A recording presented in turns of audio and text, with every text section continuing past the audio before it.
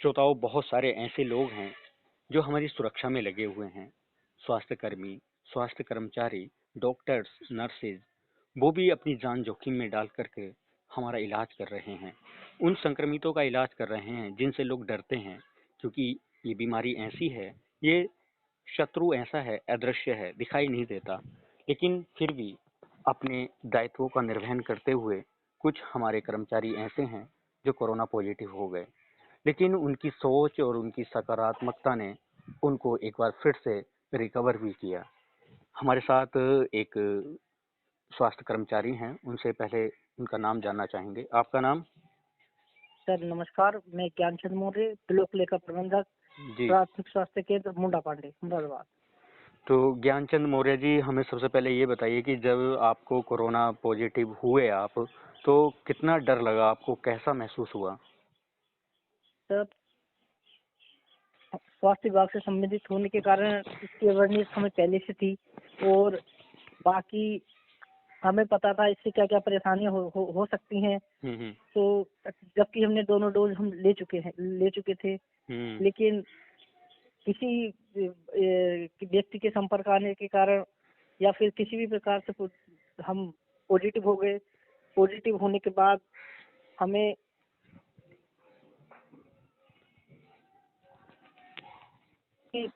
चौथे पांचवें दिन से काफी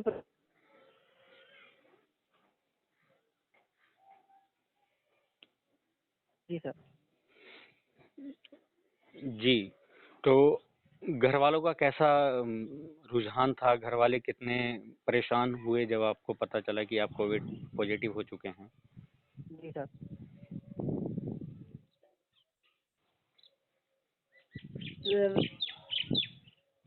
तो जिस समय में पॉजिटिव हुआ उस स्टार्टिंग में मेरे को 102 के लगभग बुखार रहा 2 दिन। बुखार आने के बाद काफी शरीर कमजोर हो गया। फिर रिपोर्ट RT-PCR की भी आ गई। तो फिर जब मेरे को बाद में छठे सातवें दिन से सीने में परेशानी, खांसी ज्यादा हो गई थी, तो फिर मैंने सीटी कराया। तो सीटी में मेरा काफी मतलब जो लंग्स थे उनमें काफी इन्फेक्शन हो चुका था। उसके बाद MCH विंग्स में मैं भर्ती हुआ।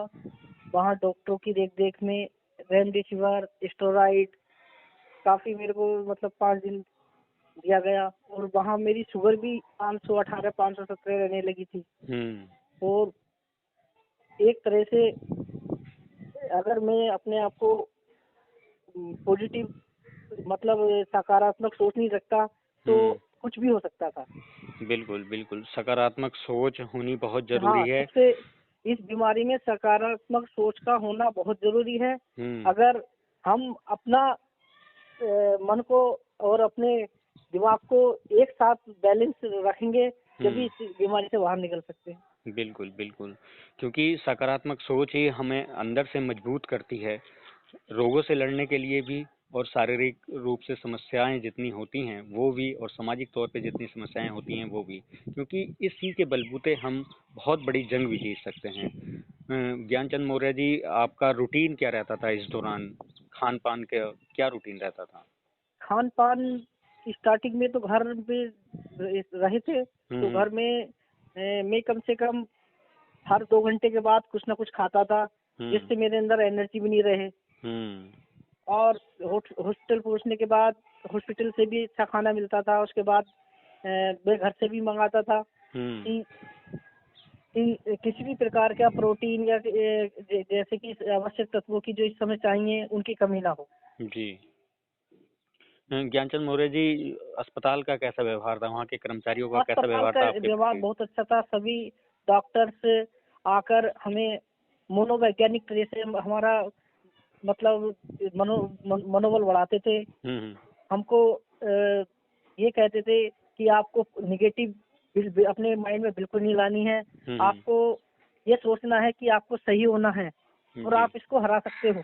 जी, इस चीज का मेरे पर बहुत प्रभाव पड़ा और मैंने जब देखा कि मैं पॉजिटिव सोचने के कारण मैं इम्प्रूव हो रहा है, तो मैं जो मेरे साथ वाले पेशेंट थे उनको भी मैं कहता था आप पॉजिटिव सोचो, सब कुछ अच्छा होगा।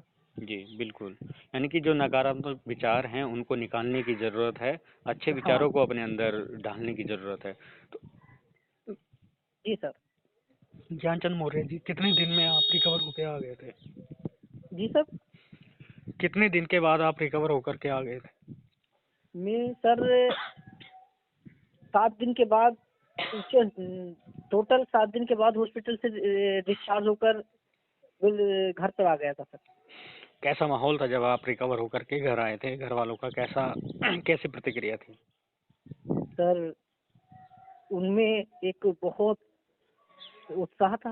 हुँ, हुँ। उन्हें मतलब मेरी स्थिति को देख के एक बार मतलब वो भी अपना वो छोड़ चुके थे हुँ। कि शायद बच पाए।